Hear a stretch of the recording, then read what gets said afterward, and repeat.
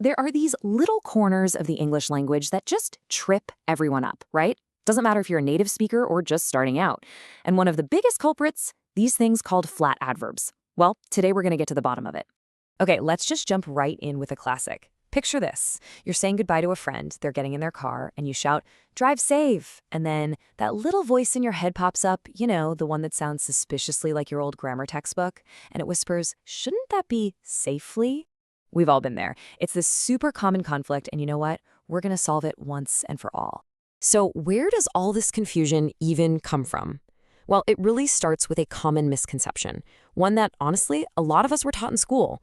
Yeah, the usual thinking is that dropping that lie is, well, kind of lazy. Like it's a modern corruption of proper English. We see it as informal at best and at worst, just plain wrong. I mean, we were all taught that adjectives describe nouns and adverbs, which usually end in lie, describe verbs. Seems simple enough, right? Well, what if I told you that this so-called mistake isn't a mistake at all? And what if it's not a modern thing, but something actually ancient? This is where our whole story gets really, really interesting.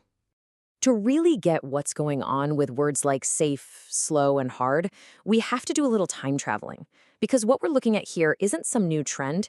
We're looking at what you could call living fossils of the English language. First things first, let's get our key term down. A flat adverb is just an adverb that looks exactly like its adjective version. No ly in sight. So think drive fast, not drive fastly, or work hard, not work hardly. And trust me, we are definitely going to come back to that one later. And this right here is the main thing I want you to remember. Flat adverbs are not a new mistake. They're an original, fundamental part of English that's been around for centuries. It's actually the ly adverbs that are the newer kids on the block. This timeline really lays it all out.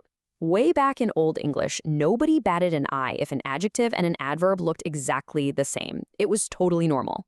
But then, fast forward to Middle English, and suddenly adding ly became, well, kind of fashionable. Think of it as a trendy new accessory for words, thanks to some influence from French and Latin. But even with this new trend, some of the old-school flat adverbs were just too tough to die out. They held on, and now they're like these amazing, resilient, living fossils in our language today. Okay, so if both ways can be correct, how on earth do you choose? Well, it's not really about right versus wrong. It's all about nuance, feeling, and, most importantly, context. This chart just illustrates the difference perfectly. Drive safe feels friendly, direct, concise. It's like a t-shirt, casual, personal. It's what you say to a friend. On the other hand, drive safely feels way more formal, more official, kind of like a suit and tie. It's the language you'd expect to see on a road sign or in some official manual. One is for a chat, the other is for formal writing. And here's where it gets even cooler. Flat adverbs aren't just for saying casual goodbyes. They are the absolute powerhouse behind some of the most vivid idioms in English. And you can't just swap them out for the ly version without it sounding completely wrong. Okay, take fall flat. When a joke or maybe a proposal falls flat, it just fails completely. Imagine you tell what you think is a hilarious joke and you just hear crickets. The joke doesn't just fail, it lands with a thud. Saying it fell flatly, it just makes no sense at all. Or how about run deep? When feelings or traditions run deep, it means they're really powerful and have been around forever. Think of a calm river on the surface, but underneath, there's this powerful unseen current. That's the exact feeling this idiom captures.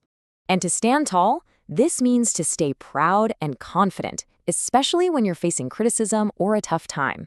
The image of a giraffe holding its head high, even in a strong wind, it's just perfect. It perfectly captures that sense of unwavering self-respect. And finally, to come clean is to confess everything, to tell the whole truth. That flat adverb clean gives it that feeling of a total, spotless confession, like you're literally washing away a secret until there is absolutely nothing left to hide. All right, before we start to wrap this up, there is one critical trap we need to talk about. This is probably the number one point of confusion for learners when it comes to flat adverbs. Okay, listen up, because this is key. Hard and hardly are not two forms of the same word, not even close. I work hard means I put in a lot of effort. That's our flat adverb. But I hardly work means I do almost no work at all. See the difference? Hardly is a completely separate word with a negative meaning. So here's the simplest way to avoid any mistakes. Just treat hard and hardly like two totally different vocabulary words. Because they are. They are not related, I promise. This one simple tip will save you a ton of confusion down the line. All right, let's bring this all home. After all that, what is the real golden rule when we're talking about flat adverbs? So let's do a super quick recap. Flat adverbs, they look just like adjectives. They're an ancient core part of English, not some modern mistake. You want to use them when you want to sound direct, informal, and powerful. And honestly, learning them through idioms is one of the best ways to really get a feel for them. Ultimately, what all this really shows us is that English isn't just a dusty old textbook full of rigid rules. It's a living, breathing language. It's constantly changing, but it also carries its entire history with it.